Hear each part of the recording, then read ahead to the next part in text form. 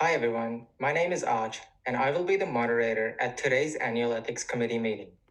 With increasing knowledge on the genetic basis of diseases, predictive genetic tests are a new and growing class of medical tests used to detect the risk of developing diseases. Today we'll be discussing predictive genetic tests and their medical and ethical implications in relation to musculoskeletal diseases, ankylosing spondylitis, and osteogenesis imperfecta. With me today, we have an OI expert, Dr. Kumar, an AS expert, Dr. Lee, and public health ethics professors, Dr. Oliver and Dr. Sobchak. Now, I request Dr. Lee from Stanford Healthcare, specializing in predictive genetic testing in ankylosing spondylitis, to provide a brief overview of the condition.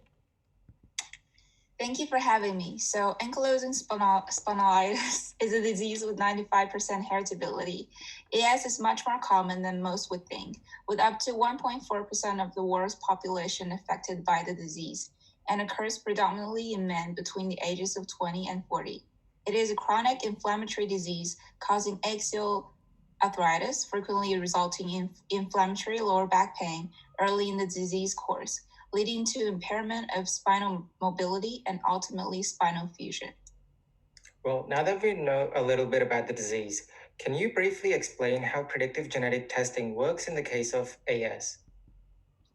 Yeah, so predictive genetic testing is the use of a genetic test in an asymptomatic person to predict future risk of disease. It does so by determining if a person carries a gene for a particular disease. In the case of AS, we use PCR and fluorescence monitoring tests to detect the HLA-B27 gene, which is present in 90% of AS patients. So it sounds like performing the predictive genetic test for AS has a 90% success rate with determining if you will have the disease in the future. Well, that's the misconception many people have. You're actually not guaranteed to have the disease, even if you've tested positive for the HLA-B27 gene. The gene is present in 90% of AS patients, and around 5 to 10% of the Australian population have the HLA-B27 gene, but only around 2% individuals with that gene will actually develop AS. Furthermore, a positive HLA-B27 gene just means that the individual has a greater than average risk of developing a set of immune disorders, such as juvenile arthritis, which also presents with HLA-B27. In other words, the test is highly sensitive, but still lacking in specificity. So it means for the general population, the test really can't tell you much about your chances of developing the disease. Exactly. And also, the test result doesn't tell you when you might get the disease or how severe it might be. So it's definitely no magical lens into the future. Wait, so if the test is not yet reliable to accurately predict AS, is it valid to be routinely used for screening of the general population? Well, there's definitely room for debate. In the context of family, however, if your mother had AS, the test becomes quite valid in predicting your chance of disease, since AS is 95% inheritable. That makes perfect sense. But suppose the genetic test does predict AS to occur in a patient. What would be the likely medical implications with possible treatment? Well, there are early interventions that may be taken if you do spot symptoms of AS because you might already be anticipating it. However, there are no ways to prevent AS. Currently, there are NSAIDs and exercise therapy can help prevent fusion of the spine, but once you have it, there is no cure to AS. I guess the fact of knowing you've tested positive, but there's no way to prevent or cure it, might be posing psychological harm to the patients and their families. Do you agree, Dr. Oliver? Yeah, I agree. The predictive genetic testing poses pretty significant ethical considerations. Psychological harm is just one of many. Predictive genetic tests have flow on effects far beyond just the individual being tested. To our ethicists, Dr. Oliver and Dr. Sobchak, would you say that an affected individual is ethically obligated to tell their family members, considering the highly heritable nature of the disease? 95% is pretty high. You definitely pinpointed something there that is quite a prevalent topic in modern public health ethics. The contention there lies between two ethical theories, utilitarianism and liberalism. And could you take through just briefly the differences between the two? Yeah, for sure. So let's start with liberalism. So liberalism at its extreme communicates that personal autonomy has utmost priority. So the patient has the right to make an informed decision about choosing to take a predictive test with adequate genetic counselling. And in the case where they have decided to take the genetic test, they have the right to the privacy of the genetic information from any third-party individuals. So this protects them from any social stigma that may be associated with the disease, as well as increased insurance premiums and even employer job hiring bias due to their genetic predisposition. So the patient is not obliged to inform family members of their disease condition, even if the patient's own diagnosis or increased risk of the disease also means that certain family members are also at risk. That makes sense, right? A person is entitled to do what they wish with what they know of their genome, but the fact that the diagnosis in one patient can have implication on another person in the family who has not given consent just does not sit right with me. Yeah, so that's where the utilitarianism comes in. So this ethical standpoint promotes the good of society over that of the individual. Since a disease like AS is highly inheritable, the diagnosis of an individual means that other family members have been indirectly identified as individuals with increased risk of disease. These family members never first consented to have their risk of disease assessed. Knowledge of disease can greatly impact how they choose to live their lives moving forward. And equally, if there is knowledge of multiple people at risk, those people also have the right to know of that risk. Therefore, it can be argued that the results of the affected individual's genome should not be kept to themselves. In reality, I'm just not too sure which of these two views take priority. That's right. I think we have just the man for this, actually. Dr. Charuraka Rodrigo, can you give us your perspective as a physician and a member of the Human Research Ethics Committee at UNSW? I think of the two perspectives that you present as community versus individual, you always prioritize in real life the individual.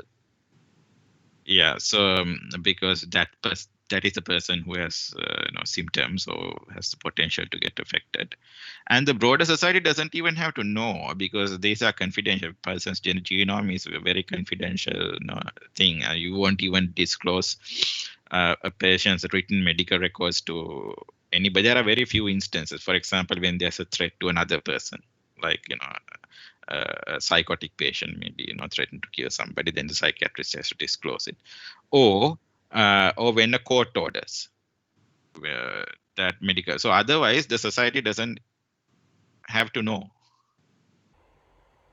But how about the other potential affected family members that deserve the right to know? Yeah, so you can only encourage the patient to have that discussion. You can offer other things like, you bring that other person with me and I'll be happy to explain in front of you or something.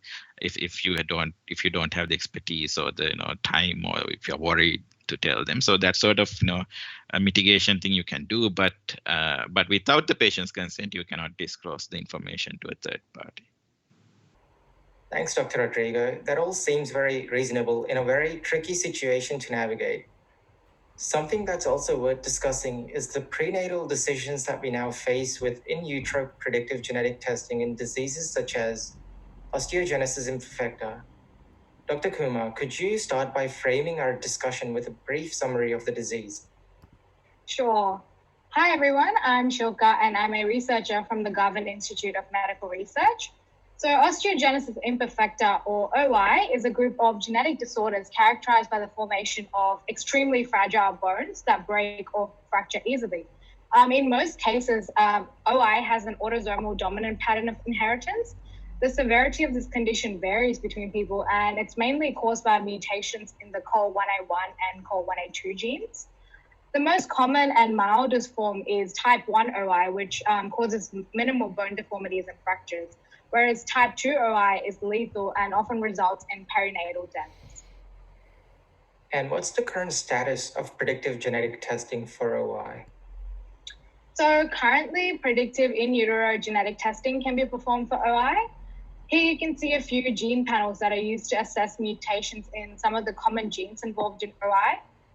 It is usually used if there's a family history of the condition or if a causative mutation has been found in an affected relative. And what are some of the implications associated with performing screening tests like these? So there's two perspectives really when we consider when it comes to in utero predictive genetic testing. So first, the ethical rights of the baby, and second, that of the parents. So if the in utero screening test predicts a lethal form of OI in the fetus, the parents have the right to intervene and make ultimately an ethical decision to abort the baby, saving both the mother and the baby from a traumatic birth. Additionally, there's contention when we consider who has the greater right, the mother or the fetus. Ultimately, even with non-lethal forms, the right to abort falls on the mother. This despite the argument of eugenic selection and disability discrimination. If the mother deems herself unable to be a carer to an OI-affected infant, then that is within her rights. When we consider the medical implications, there's currently no cure for OI. The treatment is focused on preventing deformities and fractures. It requires a higher level of care and also increases the financial burden on families. So this adds another concern for parents deciding if they are capable of providing adequate means to support a child with such high demands. Alternatively, once again, genetic tests for OI are subject to error. There have been instances where prenatal diagnosis of lethal type 2 OI leads to the decision to induce delivery prematurely at 31 weeks. But when the baby was assessed postnatally, the severity of the condition was much less than what was predicted. This case shows how there is always an inherent uncertainty when it comes to in utero predictive testing, and the exact progression of the condition in a child cannot be known. It may also lead to a termination of pregnancy early on, ending the life of a child who would have otherwise been able to live and engage with society more than adequately. Society has an ethical obligation to protect their most vulnerable members. Predictive genetic testing introduces third-party decisions on behalf of the child who is not able to consent at the time. This ethical gray area means that decisions and limits are largely determined by the error rate of testing for disease and the laws of the state or country. Well, that concludes our panel for today. Thank you everyone for coming. From what we've discussed today, there are a lot of ethical and medical implications regarding predictive testing, with perspectives changing depending on the viewpoint of individual being considered, all for the benefit of the greater society.